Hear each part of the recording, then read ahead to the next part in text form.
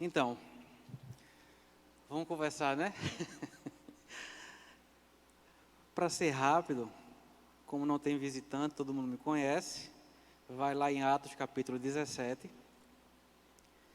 que a gente vai começar lá. Amém? Então, como eu sempre faço, a rapidez da minha fala vai ser a rapidez do seu ouvido em me ouvir, tá certo?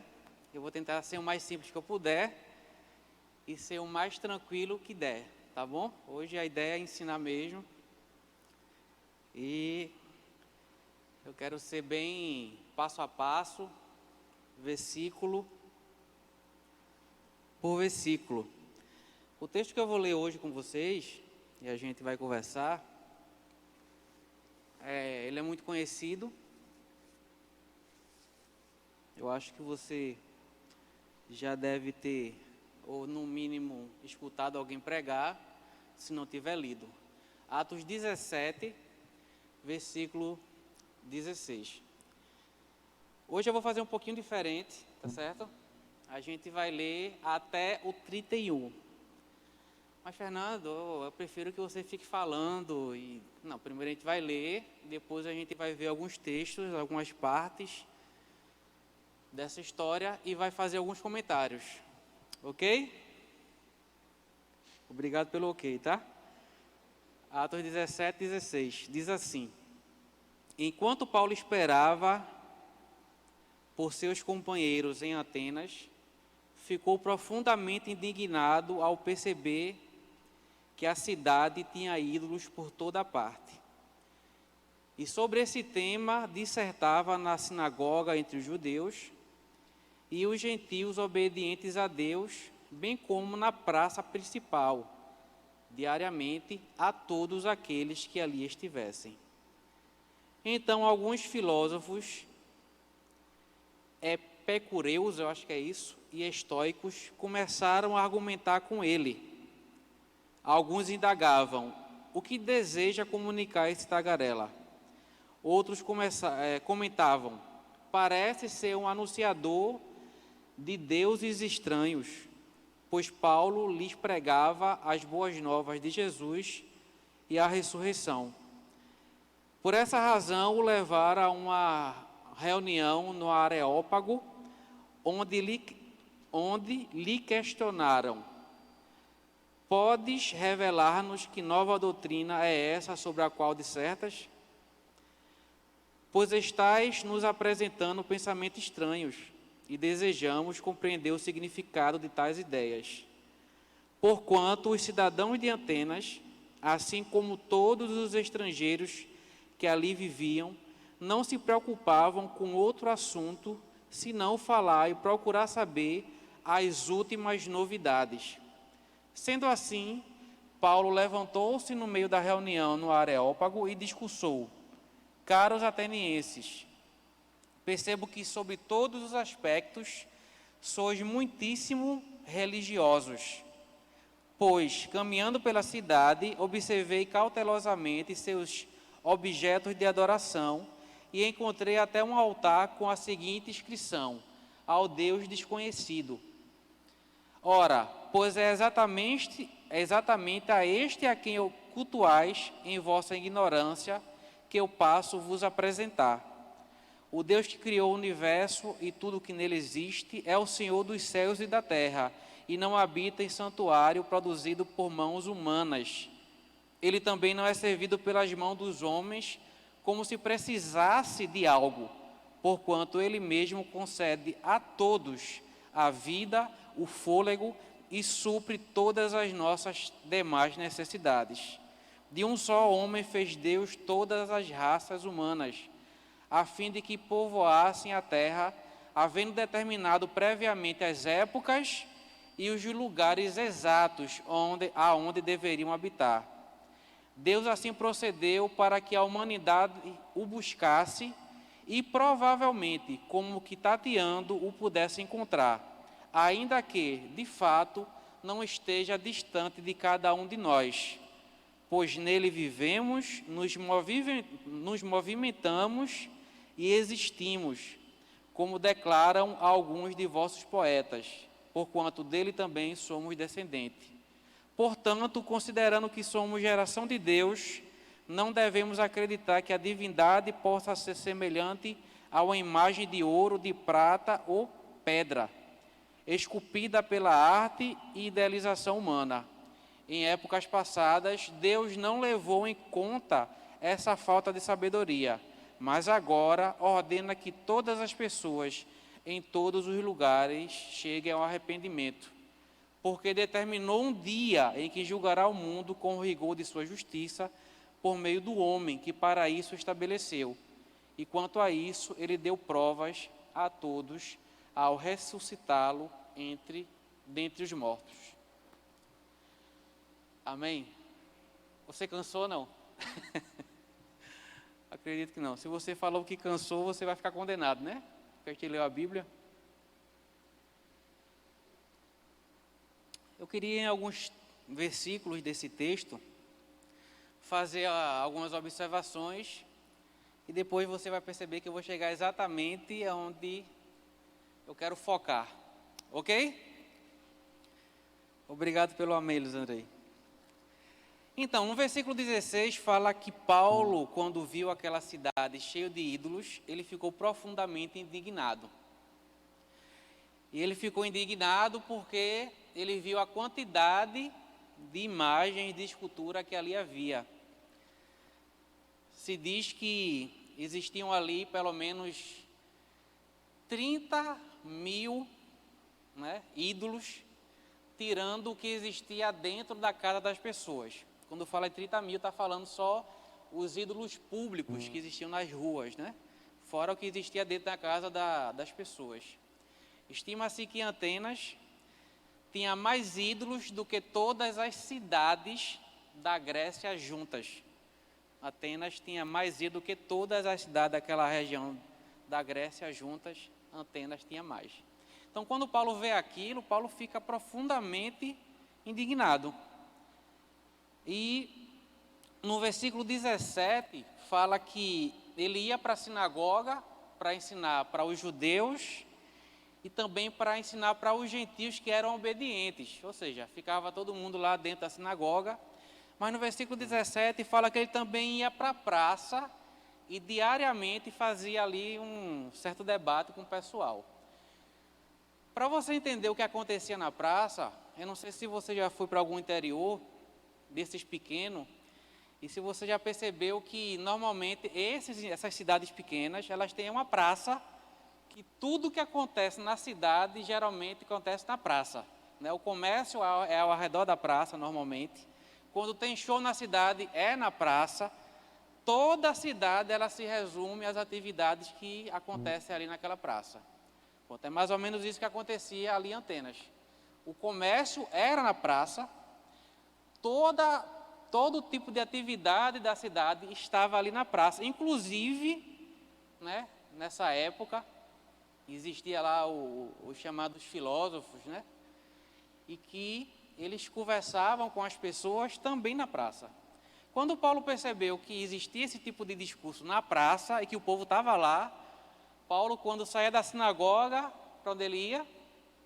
Para a praça, para poder conversar com a galera que era filósofa, ou pelo menos o povo que vivia esse tipo de cultura, de pensar, de conversar, enfim, você entendeu o que eu estou querendo dizer aí. No versículo 18, o texto fala, Lucas, que escreveu Atos, fala dois tipos de seguidores, de linha filosófica. Ele fala dos epicureus. O que é que os seguidores dessa filosofia eles acreditavam? Quando foi fundada essa linha filosófica, a primeira coisa a primeira base do pensamento deles era que os seres humanos deveriam evitar ter um tipo de sentimento que fosse muito pequeno. Essa é a expressão que eles usavam. Tipo ira, paixões carnais, inveja. É muito parecido hoje com algumas filosofias que a gente tem por aí, mas não vou entrar nisso não, porque não é o foco da pregação. né? A ideia era tentar se livrar desses tipos de sentimentos, né? É até bom, na verdade. Ou é ruim? Você, quando sentir inveja, trabalhar para não sentir, né? Quando você estivesse sendo tentado por algo, você trabalhar para não dar vazão àquele tipo de desejo. Então, a princípio, o pensamento era esses, né? Esses sentimentos inferiores, esses pensamentos inferiores, a expressão que eles usavam era essa, o ser humano deveria evitar. Mas, com o tempo, os seguidores começaram a adulterar esse tipo de filosofia e mudou, assim, de forma muito grande, né? Com o tempo, eles começaram a ensinar que o ser humano, eles deveriam, ao contrário de evitar, pelo contrário, eles deveriam se abrir para novas experiências, não é? Deveriam se dar vazão às tentações, aos desejos, às paixões, porque era esse o sentido da vida, ao invés de não querer, querer, uma vez que a natureza humana tendia a levá-los para esse tipo de coisa. Então, se ele ficasse chateado com alguma pessoa, com raiva, com ira, com inveja, sim, deveriam desfrutar desse tipo de sentimento, porque a vida levava eles a produzir esse tipo de pensamento. E também tinha a galera chamada os estoicos, que era o que a gente conhece hoje como o pessoal que é pandeísta. Diziam que tudo é Deus e Deus é tudo. Mas existia uma certa contradição nesse pensamento, porque eles diziam que o mal não existia. Por quê? Se tudo é Deus e Deus é tudo, tudo que existe é Deus, inclusive a gente faz parte de Deus, então o mal não existia. Porque se tudo é Deus e Deus é bom, como é que existe o mal? Ele fala que o pensamento, inveja, né, decadência moral, isso em si não seria ruim, porque tudo teve a sua origem em Deus e Deus é bom. Porém, esse pensamento diz que o mal, como a gente conhece, não é? Se eu falar para você assim, alguém matar outra pessoa, isso é bom ou é ruim? Você vai dizer que é ruim.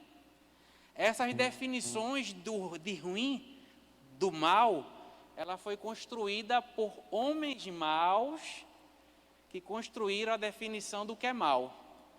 Mas como é que ela pode chamar homens de mal se o mal para ele não existe? Então é um tipo de filosofia que em si mesma ela é contraditória e ela se desfaz, né?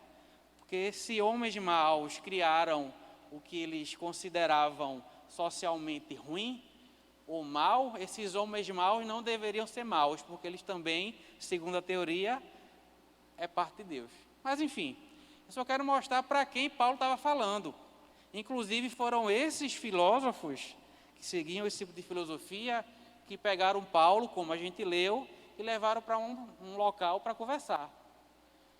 Depois a gente vai ver o que foi que Paulo falou para essas pessoas. Inclusive, muita coisa que Paulo falou foi desfazendo esse tipo de filosofia que cada segmento tinha. Mas se a gente for no versículo 22, a gente vai perceber que, como Paulo estava falando uma coisa que não era normalmente, né, ninguém tinha escutado falar sobre alguém que veio, que morreu pelo pecado das pessoas, que ressuscitou, não só os seguidores dessas filosofias queriam ouvir Paulo, mas também houve um resultado social em Atenas. Praticamente parte da sociedade parou para ouvir Paulo, porque além da cidade ela ser impregnada de filosofia, de vários segmentos, Paulo estava trazendo uma coisa nova, e a população dessa cidade gostava de conversar, eles gostavam de pensar. Ok, gente? Obrigado pelo ok, alguém deu ok aí. O versículo 19 e 20 fala que levaram Paulo para o Areópago. O que era o Areópago nessa época aqui? Era um lugar onde algumas autoridades tinham a função de julgar, né? Julgavam causas do povo, né? Eles também faziam as leis que guiavam a vida daquela população, e também essas autoridades entre si falavam muito de política. Normalmente ficava numa colina um pouco mais afastado das praças, porque a praça era muito movimentada.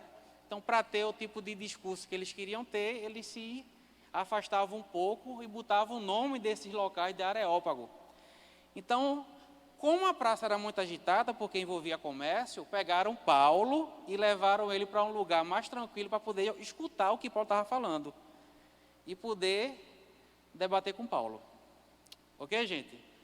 Tô falando, já que o pastor, Cristiano está trazendo a questão dos livros na quinta-feira, eu aproveitei e vamos fazer também no meio de manhã um pouquinho. Mas daqui a pouco eu saio dessa história do contexto. No versículo 22, fala que, no versículo 22 e versículo 23, fala que Paulo, lá nesse local, ele se levanta para falar. E é sobre o que Paulo falou que eu quero que a gente preste atenção.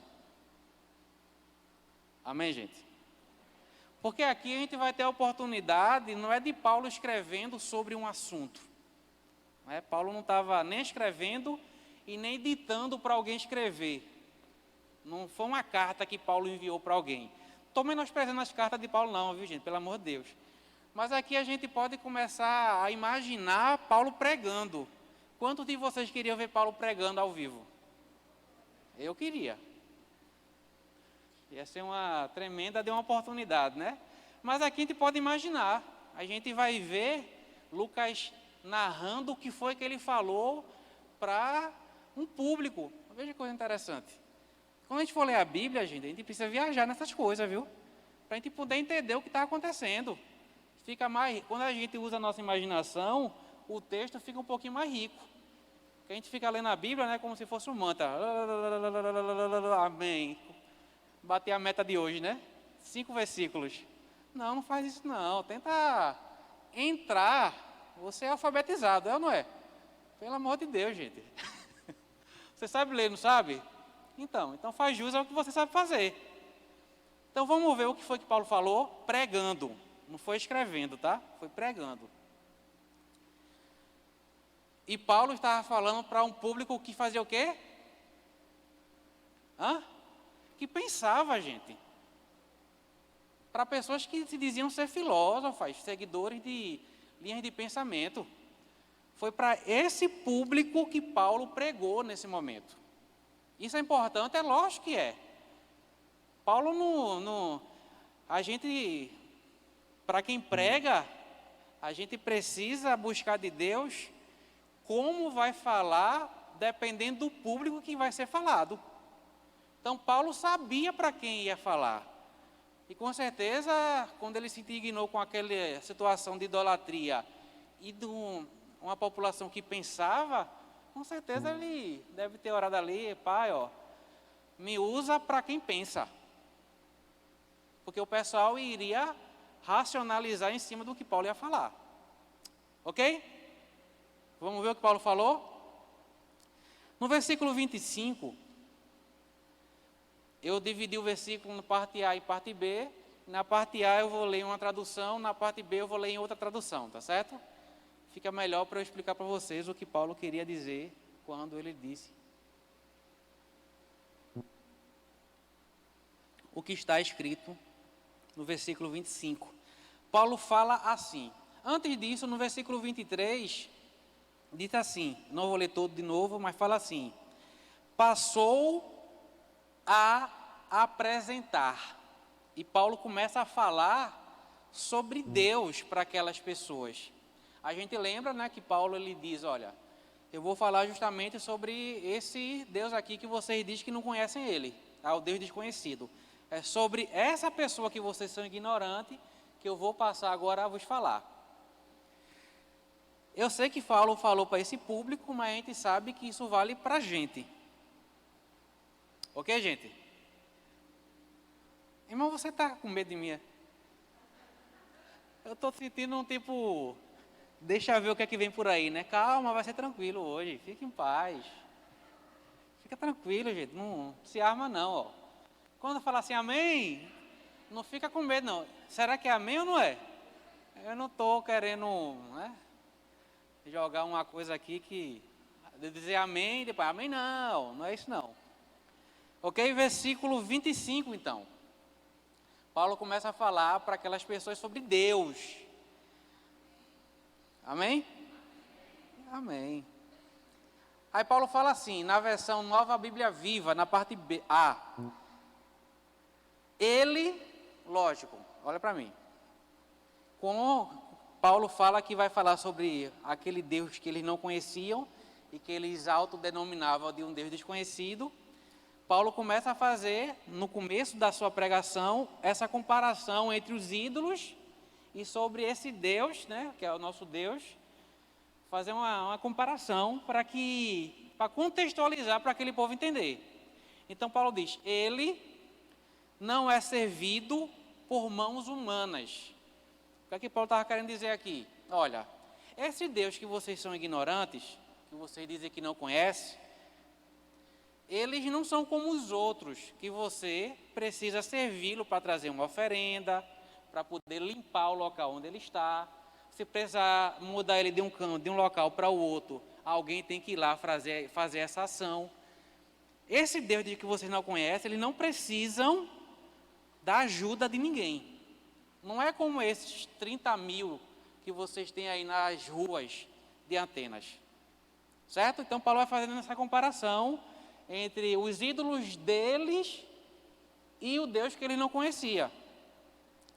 Porque ele não precisa disso. Vê só, gente, vê só.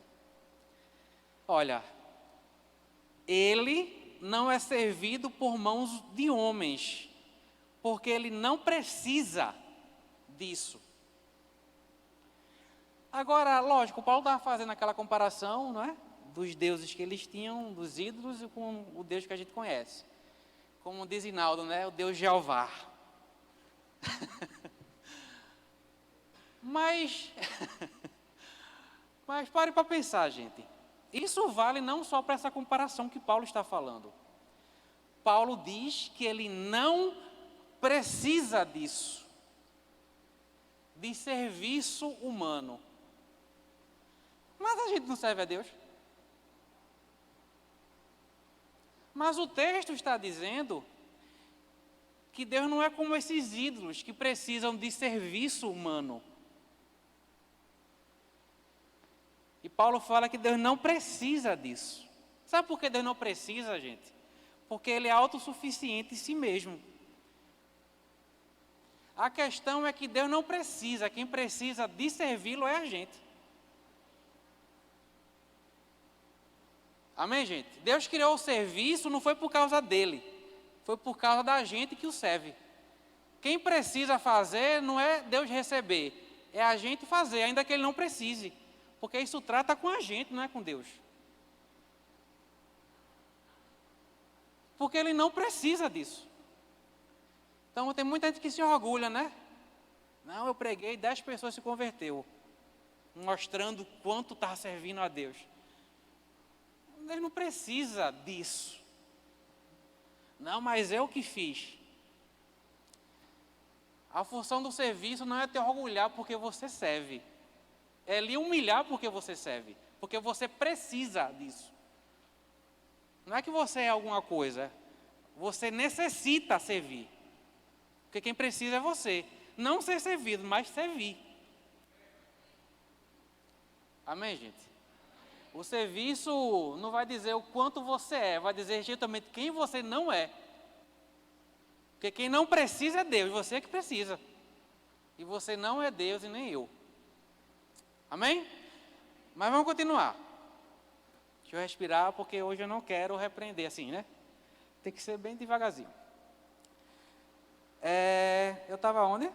Versículo 25, parte B. Aí ele continua agora na versão atualizada. Pois ele mesmo é quem a todos dá vida, respiração e tudo mais. Veja só, gente. O texto na parte A fala que Deus não é servido por mãos humanas, porque ele não precisa disso. E quem precisa do serviço na ação ativa é o ser humano. E na parte B fala, pois é ele mesmo, Deus, quem a todos. Quando ele fala a todos, ele não está se referindo apenas à igreja, não está falando apenas dos judeus. Quando ele fala a todos, ele está se referindo a toda raça humana, a todo mundo. Pois ele mesmo é quem a todos dá a vida. Isso aqui, às vezes, não tem um certo impacto quando a gente escuta, porque a gente já é cansado de saber, ou já cansou de ouvir, que a vida quem dá é quem? É Deus. Ele dá a respiração. Como a gente automaticamente respira, a gente não sabe o valor da respiração. Que é uma coisa que a gente faz até sem pensar, é automático do nosso organismo. Mas o texto está dizendo que quem dá o ato da respiração é Deus. A gente agradece a Deus por carro e etc., mas às vezes é bom até pedir obrigado pelo ato de respirar. E o texto fala que ele dá a vida, dá a todos a respiração.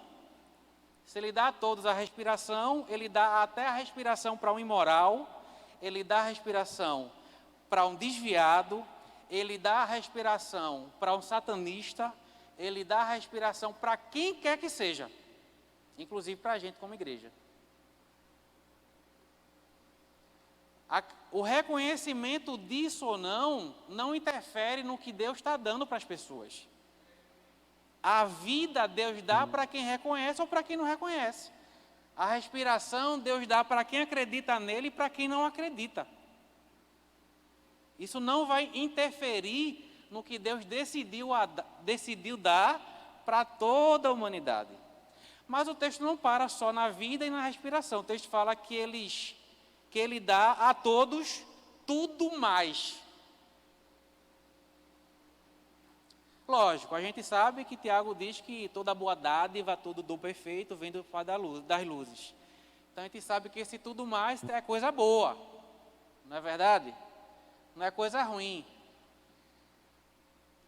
Tem um texto também de Jeremias, que não precisa abrir, mas eu vou ler, ainda nessa perspectiva que Deus dá a todos tudo mais, além da vida e da respiração. O que é que diz Jeremias capítulo 29, versículo 11? Não precisa citar, eu vou ler, tá certo? Eu sei que você conhece. Deus falando para o povo judeu, que pode também ser usado para nós. Eu conheço os planos que tenho a vosso respeito, planos de vos fazer prosperar e não de vos causar dor e prejuízo, plano para vos dar esperança e um futuro melhor. Então, quando o texto fala que Deus, ele dá a vida, a respiração e o mais, a gente sabe que é coisa boa, que não é para ter prejuízo, não é para ter problema, é para que a gente tenha a nossa humanidade de forma plena e sadia. Agora, se o texto fala que Deus dá a vida, a respiração e todo o mais, eu posso aqui conjecturar o que significa esse todo mais. Não posso? Eu sei que você talvez está pensando, poxa, se Deus dá a vida, a respiração e todo mais, não é? E que o que vem de Deus é bom, é maravilhoso, é tudo ok, que o plano que Deus tem para a gente é plano de paz, de não dar prejuízo, de ser tudo, né, bonitinho, fechado. Mas por que tanta coisa ruim acontece com a gente? Eu não sei se alguém, dentro da minha fala, conjecturou alguma coisa desse tipo. Porque, da parte de Deus para nós, é tudo ok. Amém, gente? Eu estou chegando onde eu quero, gente. Segundo algumas pessoas, eu gosto de enrolar. Mas eu quero que você entenda o que eu vou falar. Não adianta chegar aqui e soltar as coisas e não construir com você, né? Aqui está cheio de filósofo aqui hoje, né? Tem que tentar ir como Paulo, né? Passo a passo. Aqui a gente tem um povo que pensa, né? Que comprova se está na Bíblia ou não é verdade? Poxa, diminuiu o amém, cara?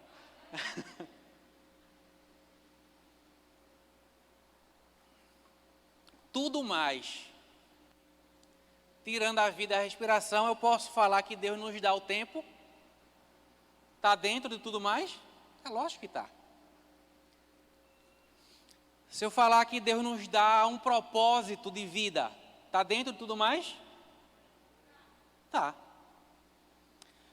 Se eu falar que Deus ele supre nossas necessidades básicas, comida, né, moradia, está dentro de tudo mais? Tá. A Bíblia fala que Ele nos dá força para adquirir riqueza. Até a força que a gente tem, não, mas vem do meu alimento. A questão é que Deus criou o alimento. Mas a gente não costuma pensar nessas coisas porque é coisa do dia a dia, né? A gente não pensa nisso. Aí a gratidão vai para longe, né? A gente só é grato quando ganha um apartamento. Ai, meu um apartamento! A força que você tem, Ele lhe dá para adquirir. Então, se você tem força para adquirir, o que você adquiriu é mérito teu ou dele? É dele porque a força veio dele. No final, a gente é quase... Fernando, não fala isso que é contra a visão. Não, no final, gente, sem ele a gente é nada. É nada. Não, a gente é alguma coisa nele. Nele. Amém, gente? Mas vamos lá, vamos continuar. Então, nesse tudo tem muita coisa, não tem? Nosso tempo, né? Nosso propósito de vida, a força para adquirir riqueza, bens, etc. Então, onde é que está o orgulho da gente? Não deveria se ter. A verdade é essa. Tiago chega a falar que, ó, se você precisa de sabedoria, peça a Deus, que a todos dá liberalmente. Até sabedoria vem dele. Não, você não sabe quem eu sou. Pronto, já começou dizendo que não é nada. Então, orgulho zero. Amém, meu irmão? Amém, gente? Só para não deixar passar, tá? Nossos bens não diz quem somos. É só bens. Tê-los ou não tê-los não diz nada sobre a gente. O valor da pessoa não está no bem que ele tem.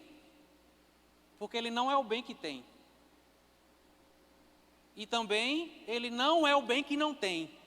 Então, o valor das pessoas não está no que ela possui ou no que ela não possui. O valor da gente humilha a gente, porque é o valor do sangue que foi derramado, e só. Só. E mais nada. A gente vai para o céu sem merecer? Fernando, você está querendo me humilhar? Estou. A gente vai para o céu porque Deus decidiu ir ao nosso encontro. E a gente responde à iniciativa dele. Até para ir para o céu, Deus teve que fazer alguma coisa com a gente. Porque se fosse depender da gente, antes de Jesus, pecador, miserável, nojento, a gente não ia nem querer ele. O Espírito Santo teve que nos convencer para que a gente pudesse tomar uma decisão para Cristo. Mas enfim, em Jesus a gente tem alguma coisa, né? Quando tira Jesus... Mas vamos continuar, né? Sem querer lhe agredir. Ok. Mas a gente viu que Paulo diz que, olha, ele dá tudo para a gente, né? A vida, a respiração e tudo mais. E se a gente for apenas pensar dessa forma, no que diz respeito a Deus para a gente, a nossa vida deveria estar toda ok, em todas as áreas. Não é verdade, gente? Deveria. Mas porque parece que o que Deus tem para a gente, porque o planejamento é de paz, não é de mal, não é toda boa dádiva, mas parece que às vezes destoa um pouco o que Deus quer para a gente e o que a gente está mostrando que tem. Parece que a gente não está refletindo o que Deus planeja. Eu não estou falando de você, estou falando que tem pessoas que são assim, tá? Eu vou ser mais geral, para você não sair daqui condenado. E nem precisa. Então, por que isso acontece? Estou quase chegando onde eu quero. Por que isso acontece? Um dos motivos é que nem sempre o que Deus planejou combina com a nossa livre iniciativa de decisão. O pensamento de Deus para Adão e Eva sempre foi o melhor, mas em algum momento não bateu a decisão de Adão e Eva com aquilo que Deus tinha planejado. O que tanto a gente conhece como livre-arbítrio parece que, quando mal usado, atrapalha o que Deus pensa sobre nós com aquilo que a gente faz da nossa própria vida. Porque se tivesse um alinhamento completo ao que Deus pensa a nosso respeito, a vida da maioria da gente seria diferente. Por quê? As nossas decisões que criam resultado na nossa vida, se tivesse sempre alinhado ao que Deus pensa, ao propósito, a tudo que Deus quer para a gente como indivíduo, a nossa vida seria completamente diferente. Porque toda decisão, seja ela para se submeter ao que Deus quer, seja para não se submeter, sempre traz um resultado para a nossa vida. Aí, Fernando, você está colocando a culpa em mim? Claro.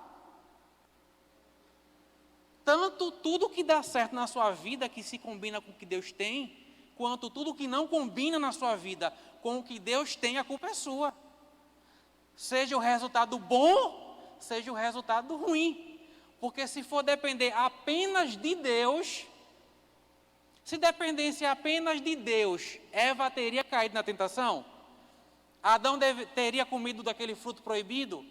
Mas a questão é que tem coisa que, por mais que Deus queira, é preciso união com a decisão humana. Amém, meu irmão?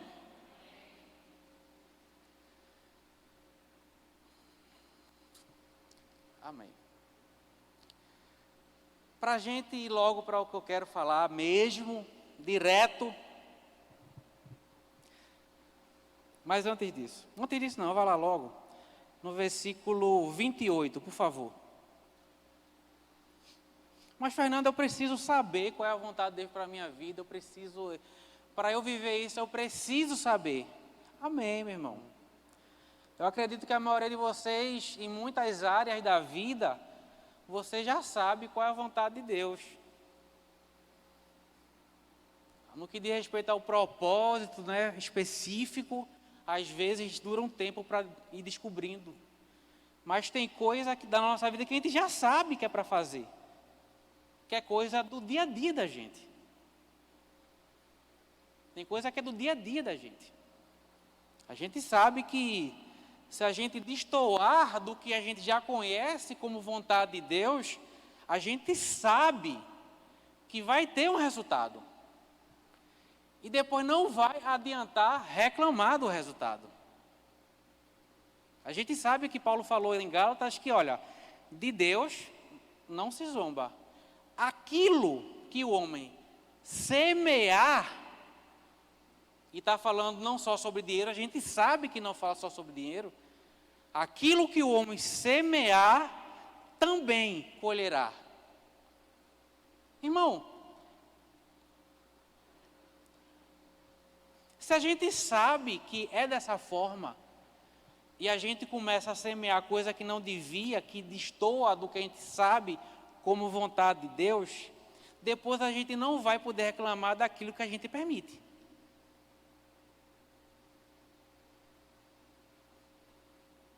Deus dá a vida, Deus dá o fôlego de vida e tudo mais. A gente precisa saber como está sendo usado isso que Deus deu. Porque depois que o resultado que a gente não quer chegar, a gente não vai poder reclamar.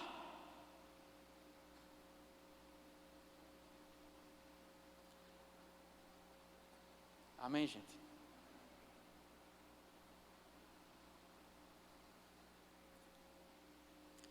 Lá não precisa abrir, em Efésios 5,17 fala que a gente precisa buscar compreender qual é a vontade do Senhor. No versículo 28 do capítulo 17 de Atos, fala uma coisa que ficou na minha cabeça. eu preciso agora que você dobre a sua atenção. Se você tiver com sono, eu não lhe condeno, mas se você quiser ficar em pé, fica à vontade, tá? Isso vai lhe ajudar. Eu sei que a semana é corrida, é pesada, etc. Tudo bem. Isso não significa que você não quer ouvir e nem significa que não tem unção. Você só está cansado. Não é verdade? Então nem eu me condeno, nem você se condena. Né? Tá vendo como eu estou melhorando? Diz assim, veja o que o texto diz, o que Paulo falou para aquele pessoal. Pois nele, e lembre-se que Paulo não estava falando para uma plateia de crentes. Não era igreja. Ele não estava aqui nem na sinagoga. Nem para judeu apenas foi. Foi para pessoas que não eram igreja. Então, quando ele fala aqui, essa expressão nele, não é a mesma expressão que ele usa nas cartas. Que em Cristo somos mais que vencedores. Que eu tudo posso naquele que me fortalece. Essa expressão aqui, ele está falando de uma forma geral, não é para a igreja. Ele diz assim, ó, pois nele, não está falando para a igreja, é para todas as pessoas, vivemos, nos movimentamos e existimos. Paulo está falando para toda a raça humana. Veja só, para você entender o que Paulo está querendo dizer no versículo 28, eu vou ler outro para você. Lá em João, não precisa abrir, capítulo 1, versículo 3, diz assim, todas as coisas foram feitas através dele. Sem ele, nada do que existe teria sido feito. Tudo que existe, inclusive a gente, foi feito por causa de Jesus. O motivo foi ele, não é só a igreja. O motivo da existência de tudo, lembra que Paulo estava falando para um pessoal que era panteísta, tá? Paulo também estava querendo corrigir o pensamento deles, mas não vou entrar nisso não, tá? Senão vai ser muito tempo. Então, tudo que foi feito por causa de Jesus e para ele. Tem outro texto, lá em Romanos capítulo 14, versículo 7 ao 9, eu não vou ler tudo, só um trecho, diz assim, se vivemos ou morremos, é para o Senhor. Eu não vou entrar no morremos agora não, um dia se Deus quiser eu prego sobre isso, mas se vivemos, vivemos para o Senhor. Agora eu vou ler de novo a parte do versículo 28. Pois nele vivemos, nos movimentamos e existimos. Se Jesus não existisse, a gente não existia. A gente é até a prova que Deus existe. É por causa dele que a gente vive, se movimenta e existe. Isso é o ateu, o cristão, o cateboseiro, não sei se é essa a expressão correta, se não for me perdoe, é assim que eu conheço, o satanista, o judeu, o islâmico, toda a raça humana está aqui, ó. Nele vivemos, nos movimentamos e existimos. Todo ser humano, ele vive, se movimenta e tem a sua existência por causa de Deus, por causa de Jesus. A questão é como essa existência, quando ele fala nos movimentamos nele, está falando sobre o que a gente faz na nossa vida, as nossas ações, seja em qualquer área, trabalho, estudar, negócio, vir para a igreja, qualquer coisa. Quando ele fala de movimento, está falando da nossa vivência na prática. Nele vivemos, nos movimentamos e existimos. E tudo foi criado por causa dele e para ele. Porém, nesse meio termo aí existe o livre-arbítrio. A livre escolha. Por que Adão e Eva não deveriam ter comido daquele fruto? Porque a existência deles, e a nossa também, era para ele. Então eles tinham que se sujeitar o porquê foram criados. Mas a decisão feita foi contrária ao motivo da criação. E se a gente traz para nós isso, quantas pessoas, se não é alguns de nós, por mais que a gente tenha sido criado para vivermos, nos movimentarmos, existimos nele, quantos usam o seu livre-arbítrio para viver, se movimentar e existir em qualquer outra coisa? Vocês conseguem entender o que eu estou falando, gente? Que muitos usam a sua vida, as suas atividades e a sua existência em qualquer outra coisa fora dele. Paulo estava falando para pessoas que pensavam, gente.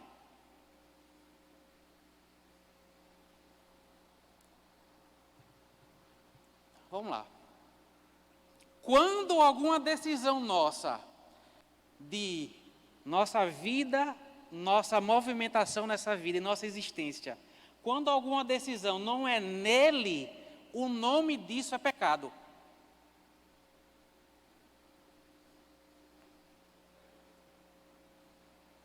Vou fazer agora que nem o pastor Cristiano. Vou repetir, tá? Quando a gente vive, se movimenta e existe, quando alguma decisão é feita fora, excluindo a fonte, o nome disso é pecado. E essa decisão, irmão, querendo ou não, vai trazer consequência. E a gente não vai poder reclamar daquilo que a gente permite. Existem pessoas que estão baseando a sua vida em um relativismo moral, em que não existe certo ou errado, não existe verdade absoluta. O que é isso? Está baseando a sua vida, a sua movimentação, a sua existência longe dele. Vai ter resultado. A primeira pessoa que desprezou uma lei moral foi Eva e Adão. O que aconteceu? Depois não reclame do que você permite. O que é um desviado? É alguém que vive, se movimenta e existe em qualquer outra coisa, menos nele. E isso foi feito uma decisão. De Deus não se zomba. Aquilo que o homem semear, ele também colherá. O que é um adultério? É existir sem estar nele. Vai trazer uma consequência. Pessoas que não querem trabalhar. Não querem trabalhar que nada. Deus criou o homem para trabalhar. É uma ação independente. Vai trazer consequência. Amém, gente? Por favor, diga que você está entendendo.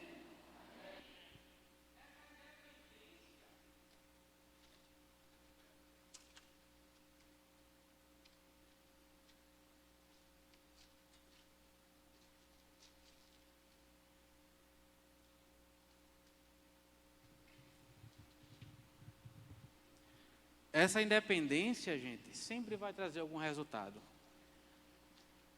Pode até demorar um pouco.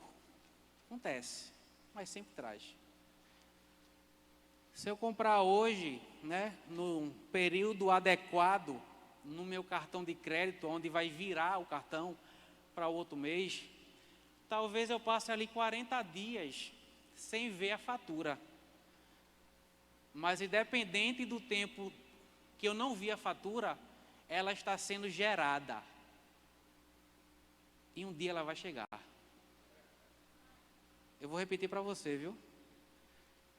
Eu posso comprar hoje no meu cartão de crédito e ser hoje o primeiro dia para virar ele para o outro mês. Talvez eu não veja nenhuma cobrança em 40 dias. Mas ele vai passar 40 dias sendo gerado. E uma hora ele vai chegar. Eu posso me enganar com a impunidade dos 40 dias. Mas quando chegar, eu vou ter que arcar. Seja de uma forma, seja de outra. Ou pagando o valor que está sendo cobrado, ou não pagando para piorar a situação. Que tem gente que, eita, comprei, vou ter que pagar agora. Chorou, né? Mas tem gente que nem se arrepende quando chega a colheita. Não, vou pagar não. Piora. Tem pessoas que se desviam, gente. Quando a fatura chega, ao invés de ela aprender com aquilo, não, vou mudar, vou pagar isso aqui, vou alinhar o negócio. Não, vou pagar não. Vai aumentar a dívida. Ou para, ou aumenta. Irmão, eu não estou falando isso para condenar ninguém. A vida é assim. O que você fizer traz resultado, seja bom ou ruim. Não dá para fugir disso. A nossa existência ou se alinha em Deus, ou a expressão que a gente escuta por aí, o bicho vai pegar. A gente pode ficar enganado com 40 dias. Mas você crendo ou eu crendo ou não, os 40 dias estão gerando uma dívida que ela vai precisar ser paga. Não estou falando aqui de redenção, não vou entrar em detalhes, tá, gente? Mas você está entendendo que você é filósofo. Você é uma pessoa super inteligente. Amém? Para a gente encerrar por hoje, eu quero ler 2 textos para você. Mas eu queria lê-los. Eu acho que é assim, é lê-los, Sandra? Lê-los? Estou tentando ser bom em português, né?